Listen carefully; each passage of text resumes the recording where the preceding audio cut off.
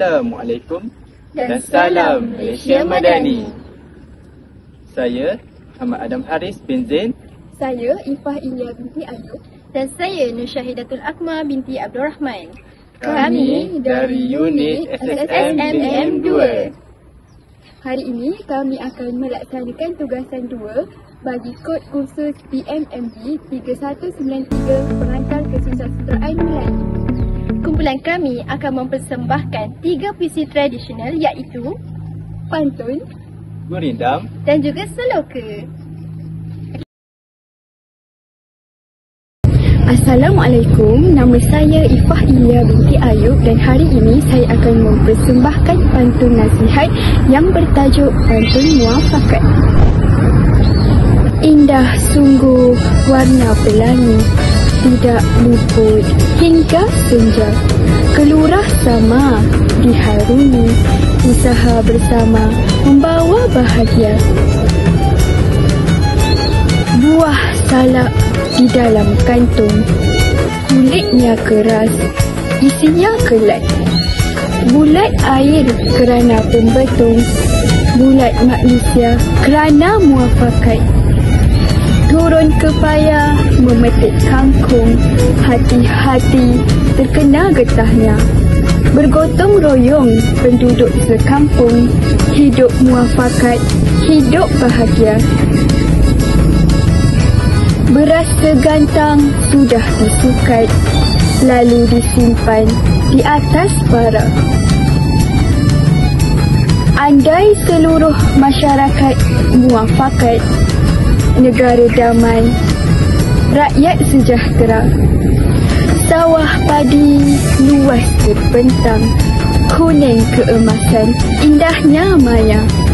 Percaya mempercayai, asas berpegang, barulah muafakat kekal selamanya. Harum sungguh bunga melati, hiasan sanggul amat memikat. Bertolak ansur, hormat menghormati, mengukuhkan perpaduan ikatan muafakat. Berdasarkan pantun muafakat yang telah saya persembahkan tadi, jadi ini merupakan maksud pantun bagi setiap rangkap. Untuk rangkap yang pertama bermaksud kesungguhan bersama-sama menghadapi susah senang akhirnya membawa kejayaan. Rangkap yang kedua, manusia akan bersatu padu apabila bermuafakat. Rangkap yang ketiga, sikap bekerja sama dan bergotong royong perlu menjadi amalan bagi menjamin kebahagiaan hidup. Rangkap yang keempat, bermaksud negara akan damai dan kehidupan rakyat akan aman sejahtera sekiranya nilai muafakat diberi keutamaan.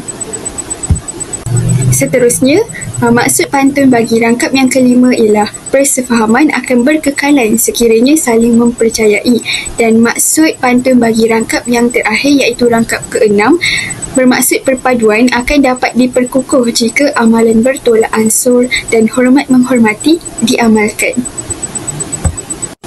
Pengajaran bagi pantun muafakat yang pertama ialah kita hendaklah bersama-sama menghadapi saat semasa susah ataupun senang. Yang kedua, anggota masyarakat perlulah mengamalkan sikap permuafakatan. Yang ketiga, kita perlulah mengutamakan sikap bergotong royong demi kepentingan bersama.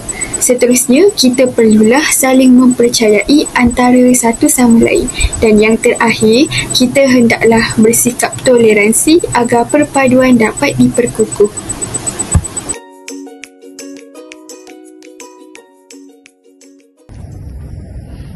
Assalamualaikum dan salam sejahtera.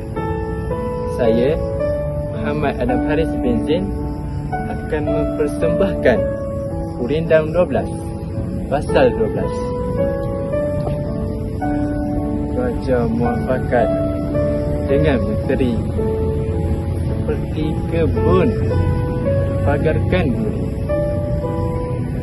Betul hati kepada raja, tanda jadi sebarang kerja.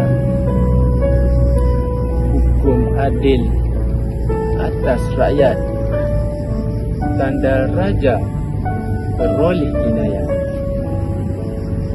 Kasihkan orang yang berilmu, tanda rahmat atas dirimu. Hormat akan orang yang pandai, tanda mengenal kasar dan cindai. Ingatkan dirinya mati, itulah asal berbuat bakti. Akhirat itu terlalu nyata pada hati yang tidak buta. Sekian, terima kasih. Okey, baiklah. Yang seterusnya ialah saya akan membincangkan pemikiran yang terdapat dalam Gurindam 12, Fasal 12. Okey. Pemikiran yang pertama ialah kepentingan perpaduan dan kerjasama antara pemimpin dan pembesar. Raja Ali Haji menggambarkan bahawa pemerintah yang sentiasa bermuafakat dengan para menteri akan mewujudkan pentadbiran yang kukuh dan teratur. Terdapat perumpamaan di dalam Gurindam yang berbunyi kebun berpagarkan duri. Okey, ia melambangkan sebuah kerajaan yang kuat dan sukar diganggu oleh ancaman luar. Okey. Melalui rangkap ini, pengarang menegaskan bahawa pemimpin yang mengamalkan semangat musyawarah akan memastikan kesejahteraan negara dan rakyatnya. Okey. Pemikiran yang kedua ialah kesetiaan dan keikhlasan rakyat terhadap pemimpin. Raja Ali Haji juga menekankan bahawa rakyat perlu mempunyai niat jujur dan berbaik sangka terhadap raja. Apabila hati rakyat bersih dan ikhlas, segala urusan serta pekerjaan akan berjalan dengan lancar. Di sini, pengarang ingin menunjukkan bahawa kestabilan sebuah kerajaan sangat bergantung kepada keikhlasan rakyat dan hubungan yang harmoni antara pemimpin dan golongan yang diperintah, iaitu rakyat. Okey, baiklah. Pemikiran yang ketiga ialah keadilan dalam pemerintahan. Okey, pengarang menegaskan bahawa seorang raja atau pemimpin hendaklah berlaku adil terhadap rakyat tanpa mengira pangkat, darjat ataupun kedudukan. Keadilan yang diamalkan akan mendatangkan inayat, iaitu pertolongan dan rahmat daripada Allah Subhanahu wa Ta'ala. Okey. Ini menggambarkan bahawa keadilan merupakan asas kepada pemerintahan Islam yang berjaya serta menjadi ukuran utama bagi seseorang pemimpin yang beriman. Pemikiran yang keempat ialah kepentingan menghargai ilmu dan orang yang berilmu. Pengarang menasihati agar manusia menyayangi dan menghormati golongan berilmu kerana dengan ilmu, peradaban manusia akan berkembang. Orang yang menghargai ilmu akan mendapat rahmat dan keberkatan daripada Allah Subhanahu wa Ta'ala. Beliau juga menekankan bahawa ilmu merupakan kunci kemajuan seseorang. Manakala bagi orang yang menghormati orang yang berilmu, ia akan mencerminkan ketinggian dan akal budi seseorang. Okey. Pemikiran yang kelima ialah kebijaksanaan menilai sesuatu yang bernilai dan tidak bernilai. Pengarang menggunakan perbandingan antara kasar, iaitu kain kasar, dan cindai, iaitu sutera halus, untuk menunjukkan bahawa orang yang menghormati golongan berilmu ialah orang yang mampu menilai mana yang berharga dan mana yang tidak. Manusia yang berakal hendaklah menghormati orang yang bijak kerana mereka ialah sumber ilmu dan kebijaksanaan yang membawa manfaat kepada masyarakat. Okey. Pemikiran yang keenam ialah kesedaran terhadap kematian dan tanggungjawab terhadap berbuat kebajikan. Raja Ahli Haji mengingatkan bahawa setiap manusia akan menemui ajalnya.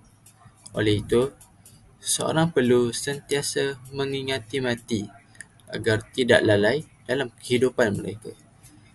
Kesedaran ini akan mendorong manusia melakukan kebaikan dan menunaikan tanggungjawab terhadap Allah serta sesama manusia.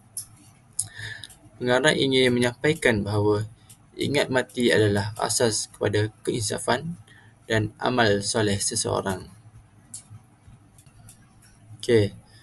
Pemikiran yang ketujuh ataupun yang terakhir. Keimanan terhadap hari akhirat. Raja Ahli Haji ingin memberitahu kita bahawa alam akhirat benar-benar wujud dan bukanlah khayalan semata-mata. Hanya orang yang beriman sahaja dan berhati suci akan mempercayai kebenarannya. Beliau di sini ingin mengajak manusia supaya berimanlah kepada hari pembalasan dan mempersiapkan diri dengan amal soleh sebagai bekalan untuk menuju kehidupan yang kekal di akhirat, iaitu kehidupan yang abadi, sama ada syurga ataupun neraka. Okey. Yang terakhir sekali ialah pengajaran yang kita boleh ambil dalam Gurindam ini. Okey. Terdapat 7 pengajaran yang ada. Okey. Yang pertama, kita hendaklah hidup bermuafakat dan bekerjasama dalam kepimpinan agar pemerintahan menjadi kukuh dan teratur. Pengajaran yang kedua ialah kita mestilah bersikap setia dan ikhlas terhadap pemimpin supaya segala urusan dapat dilaksanakan dengan sempurna. Kiranya pemimpin dan rakyat sekepala dalam melaksanakan kerja. Okey. Yang ketiga, kita hendaklah berlaku adil dalam setiap tindakan agar setiap tindakan kita tidak menzalimi orang lain. Okey. Yang keempat, kita haruslah menghargai dan menghormati orang yang berilmu agar ilmu dapat berkembang dan memberi manfaat kepada masyarakat. Yang kelima, kita mestilah menghormati orang yang bijak supaya dapat mencontohi kebijaksanaan mereka dalam kehidupan seharian kita.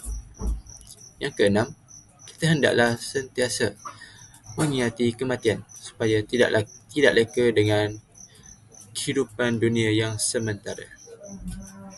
Yang ketujuh, kita haruslah beriman kepada hari akhirat agar kita akan sentiasa berbuat kebaikan dan menjauhi kemungkaran ataupun menjauhi segala larangan yang Allah sudah tetapkan kepada kita. Okey, itu saja daripada saya. Sekian, terima kasih.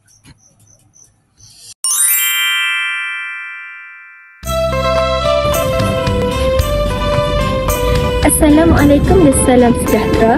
Nama saya ialah Nur Syahidatul Akmal binti Abdul Rahman. Hari ini saya akan mempersembahkan satira seloka atau juga dipanggil seloka sindiran yang bertajuk Pak Pandi. Pandai-pandai wahai Pak Pandi, anak dipijak, dagang dijinjing, kucing dibunuh, tikus dibelah, harta habis badan tergadai. Mendengar gelagak dagang, tak sedar bertelanjang. Mendengar huruf di langit, air tempayan dicurahkan. Mulut kena suap pisang, buntut kena cangkuk onak.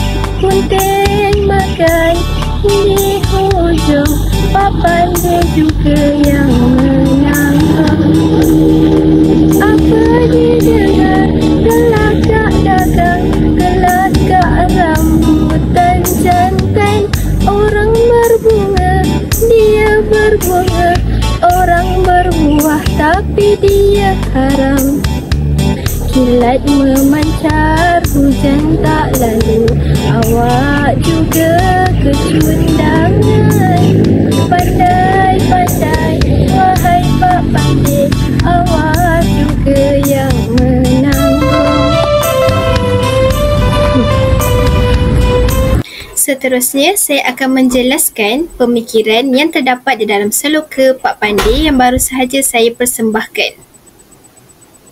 Seloka Pandai Pak Pandai ini direka bertujuan untuk menyampaikan hiburan dan memberi contoh tauladan serta pengajaran yang baik kepada kanak-kanak agar tidak berwatakkan seperti Pak Pandai yang menggambarkan sikap masyarakat Melayu yang terdahulu. Perbuatan yang dilakukan oleh Pak Pandai seringkali mendatangkan kerugian dalam kehidupannya. Kebodohan Pak Pandai dijadikan sindiran dan gurau senda dalam seloka ini. Watak utama dalam seloka ini tentunya Pak Pandai. Pak Pandai merupakan seorang yang kurang cerdik. Hal ini dapat dibuktikan dalam rakap pertama iaitu kucing dibunuh, tikus dibelah, menjelaskan bahawa Pak Pandai lebih gemar membelah tikus yang merupakan haiwan yang pengotor dan boleh mendatangkan keburukan kepada kesihatan berbanding kucing yang merupakan haiwan kesukaan Nabi. Seterusnya, akal budi dalam seloka ini menekankan agar tidak mengutamakan dan memberi layanan yang baik kepada orang asing berbanding keluarga kita sendiri. Berdasarkan rangkap anak dipijak, dagang dijinjing, menunjukkan bahawa Pak Pandai mengabaikan anaknya demi orang luar yang boleh membawa kepada penyesalan. Ternyata, dagang yang dijinjingnya adalah penipu yang licik yang berpura-pura baik. Oleh itu, keutamaan haruslah diberikan kepada keluarga sebelum orang luar yang kita tidak kenal hati budi mereka dan jangan mudah percaya kepada orang asing tanpa usul periksa serta kita mestilah mengutamakan keluarga sendiri sebelum membantu orang luar.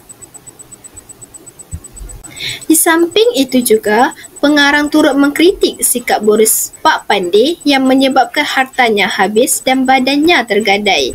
Sikap boros dan penglibatan dalam judi menunjukkan kurangnya integriti dan boleh membawa kepada pembaziran, rasuah dan juga hutang. Oleh yang demikian, mengurus harta dengan berjimat cermat sangatlah penting bagi menjamin kebahagiaan hidup tanpa kita terjerat dengan jenayah, rasuah dan juga hutang. Pengajaran yang terdapat di dalam seloka Pandai Pak Pandai ialah yang pertama, kita hendaklah sentiasa melakukan kerja-kerja yang berfaedah. Yang kedua, kita hendaklah mengelakkan diri daripada mengharapkan sesuatu yang belum pasti. Yang ketiga, kita hendaklah berhati-hati ketika melakukan sesuatu pekerjaan kerana kesilapan akan merugikan diri sendiri.